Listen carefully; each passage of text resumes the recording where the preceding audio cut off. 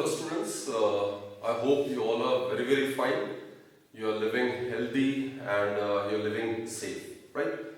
So let's start this session with a very basic topic of motion. In physics, this is a very important term. Motion, rest. Actually, rest, motion, these are relative terms. In the previous section we have discussed, physics have various branches. Mechanics is one of it, right? Mechanics can further be classified into two categories. One is statics and the other one is dynamics. In statics, we study the motion of those objects without considering the cause of its motion. While on the other hand, in dynamics, we do study the motion of objects as well as the cause of its motion and its state of rest or of uniform motion. Anyway, that we will discuss later on. But first, let's start with rest, motion and concept of a point object. And obviously in this particular episode or session, we will also discuss the types of motion. There are three types of motion which we are going to discuss. One is the one-dimensional motion, two-dimensional motion and three-dimensional motion. So, let's begin with motion.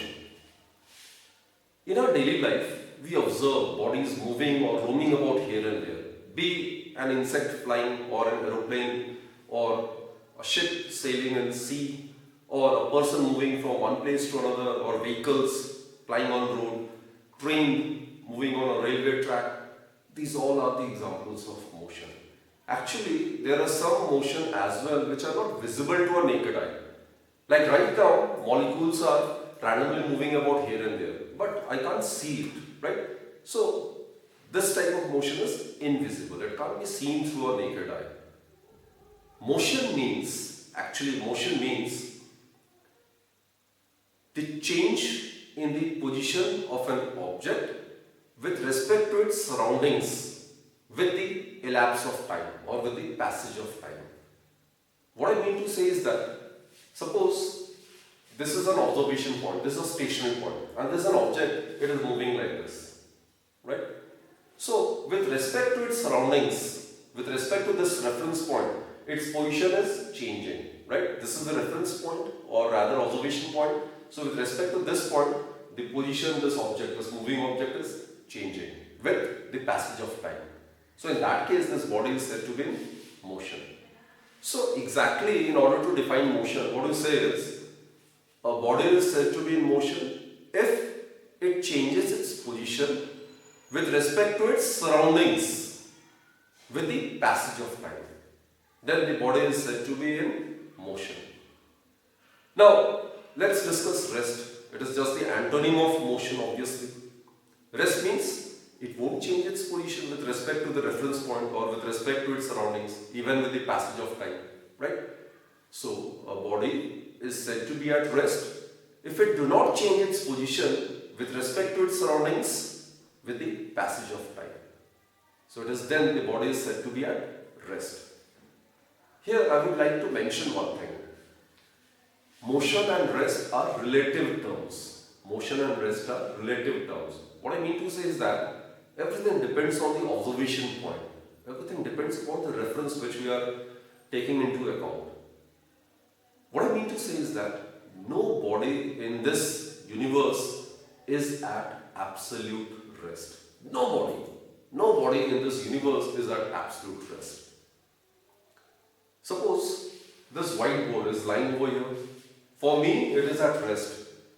But for a man in space, the earth is rotating about its own axis. It is also having revolution. So we are also rotating along with the earth. We are also revolving along with the earth, isn't it? So for him, this is not at rest. So it is a relative term. And nobody in the universe is at absolute rest. Absolutely nobody. We know earth rotates about its own axis and it revolves around the sun. Sun is also not at rest. Sun revolves around the galactic center. It revolves around the galactic center. So what I mean to say is that nothing is at absolute rest. The body, which from one observation point may appear to be at rest, but the same body from different observation point may appear to be in motion. So basically rest and motion are relative terms.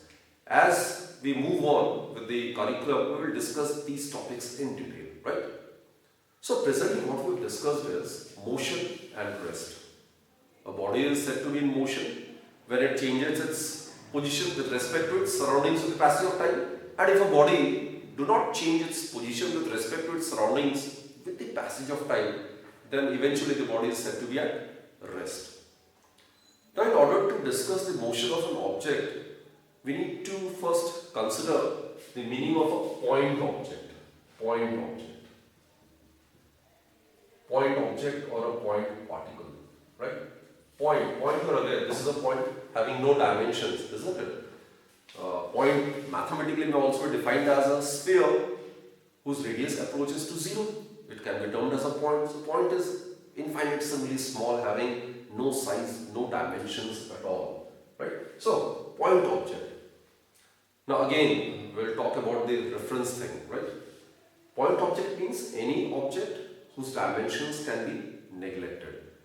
Now a bus or a train, which obviously has finite size, it's huge, but still it can be treated as point object when the distance it covers is very, very large as compared to the dimensions of the body, right? For example, I'll give you a simple illustration. The distance between Pathankot to Delhi is about 500 km. Suppose I go by bus from Pathankot to Delhi. The bus, which obviously is having a finite size, but it can be treated as a point particle or a point object because it travels the distance from Pathankot to Delhi, which is very, very large as compared to the dimensions or size of the bus. So in such a scenario, bus, although having some finite size, may be treated as a point object.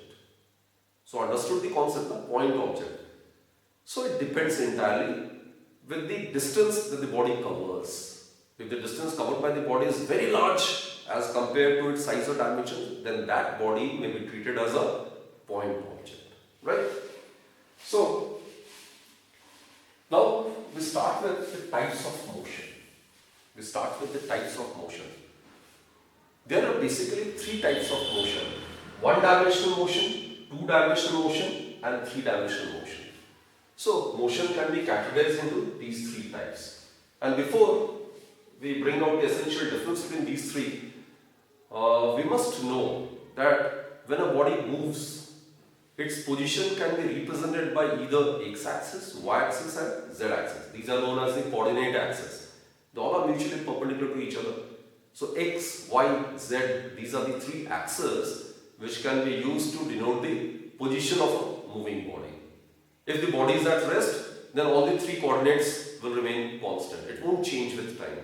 And if the body is moving either along a straight line or in a plane or in a space, then either of these 3 coordinates or 2 or more than 2 or all the 3 coordinates may change with the passage of time. So that is what we will discuss under these topics of one-dimensional motion, two-dimensional motion and three-dimensional motion. As here the term suggests, one-dimensional motion, one-dimensional, it means that out of the 3 coordinates x, y, z, which are required to specify the position of an object, only one coordinate, either x, y or z.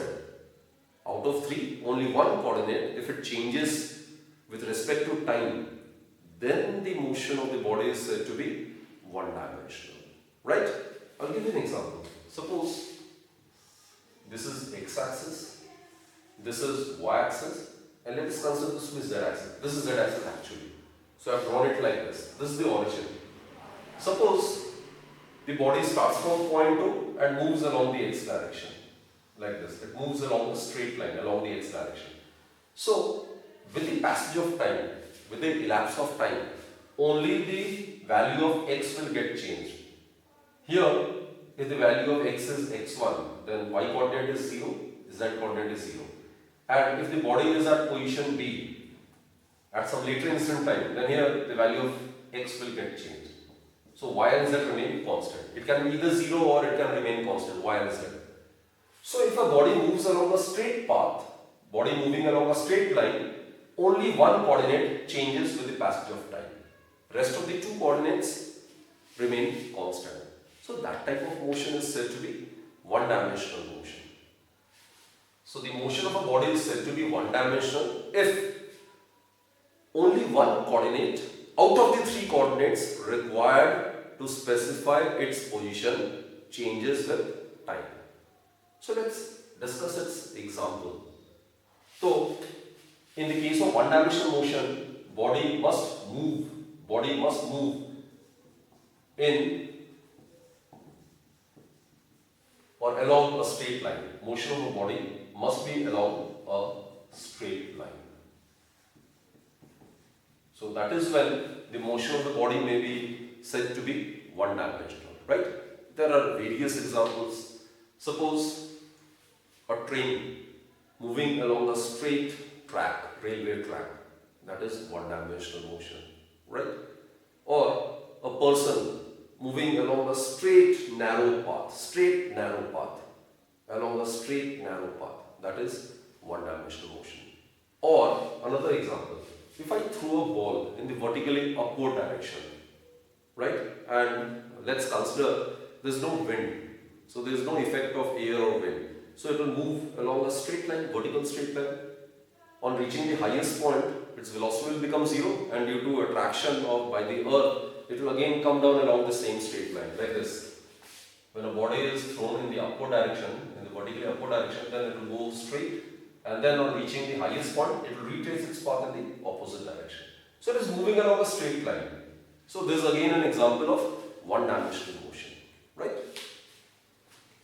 Let's discuss two-dimensional motion.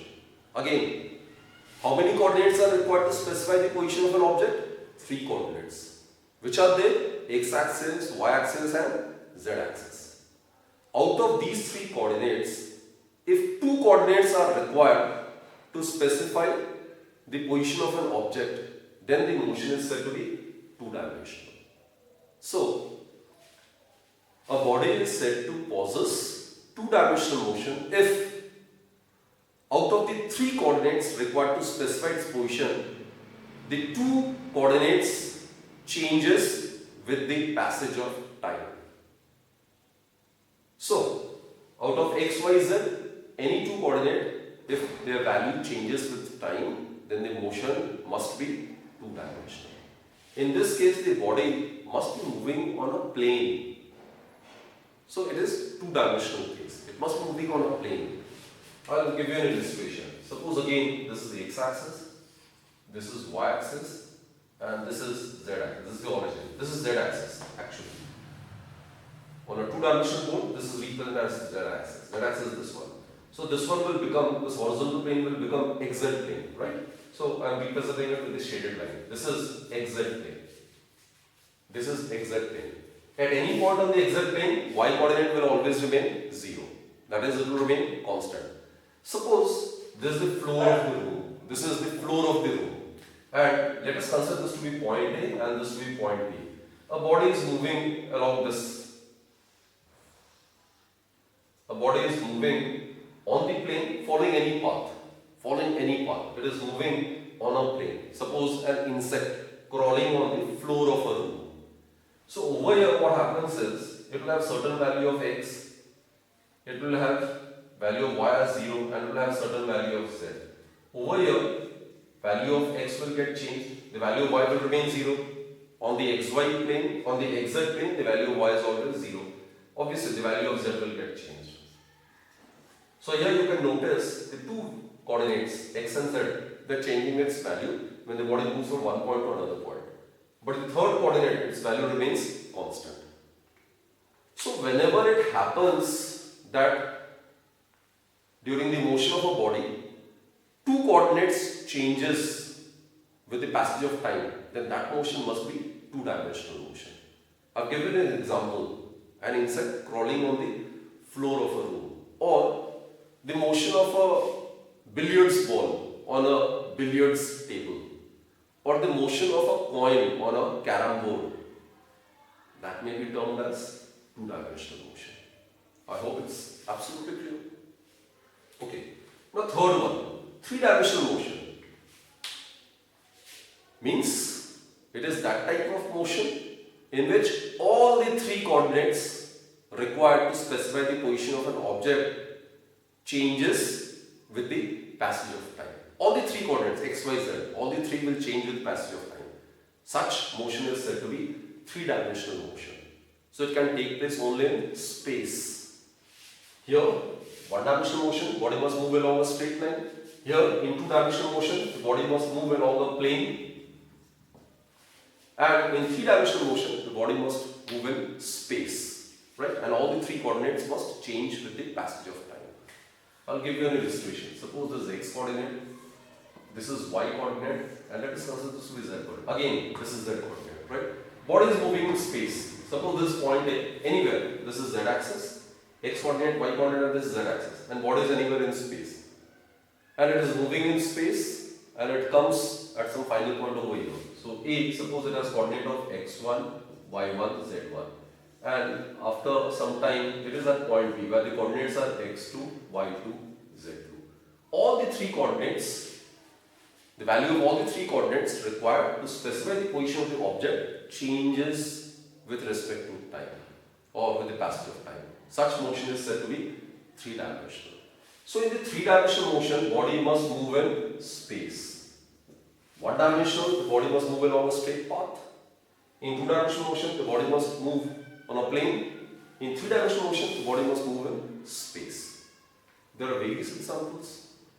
The case of a flying bird, right? The motion of a kite, that's an example of three-dimensional motion. Then, the motion of gas molecules, which are random. They move randomly about here and there. They follow zigzag path in space. So that is three-dimensional motion. In all these examples, all the three coordinates required to specify its position changes with respect to time. So such type of motion is said to be three-dimensional motion, right? Let's discuss some important situation. Can you tell me the revolution of Earth around the Sun? Can you identify which type of motion is this? Whether it is one-dimensional, two-dimensional or three-dimensional? Just try to think over it. What I have said is, consider the case of revolution of Earth around the Sun. Case of revolution of Earth around the Sun. I'll tell you. This is Sun. This is the elliptical path which the Earth follows, right? This is the Earth. Earth rotates about its own axis as well as it revolves around the Sun in a particular orbit, right?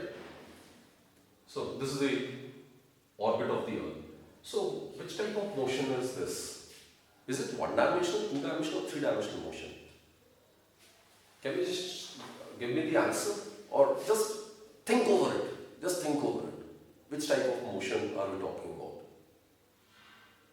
So, suppose this is Sun. Let us consider this to be Sun, and this is Earth. It is revolving like this. It is revolving like this, right? So, it is having motion on a plane. It is not revolving like this. It is not, all the three coordinates are not changing its value with the passage of time. Instead, it is moving in a plane. This is known as the orbital plane. This is known as the orbital plane. So the revolution of Earth around the Sun is an example of motion of a body on a plane. So it must be two-dimensional motion. It must be two-dimensional motion. Clear? Okay. Let's consider some other interesting situations. Like during the landing or taking off of an aeroplane. Suppose during taking off, it is moving on a runway before takeoff. So the plane is moving on a straight line or straight path. That's one-dimensional motion. But as it starts taking off, like this, as it starts taking off, it is moving in this plane. So its motion becomes two-dimensional. Its motion becomes two-dimensional, right?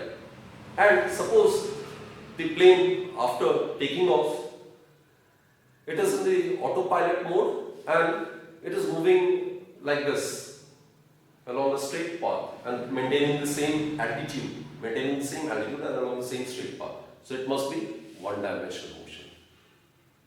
And if the pilot is doing some sort of maneuvering, or rather the plane is doing some sort of aerobatics, like this, the plane is swinging like this, the plane is doing like this, right? So that will be the case of three-dimensional motion. So we are dealing with the same case, the motion of an aeroplane, but it can be one-dimensional, two-dimensional and three-dimensional depending upon the situation which you are dealing with. Whether it is running on a runway, or whether it is taking off, or whether it is moving along a straight path maintaining the same altitude, or whether it is doing some sort of aerobatics. Right? So it all depends upon the situation. These are the examples which you need to understand properly. It is only then you will be able to appreciate the difference between 1D, 2D and 3D motion. Right? I hope you have understood the topic. So for this session, it is more than sufficient. Next topic we will continue in the next lecture.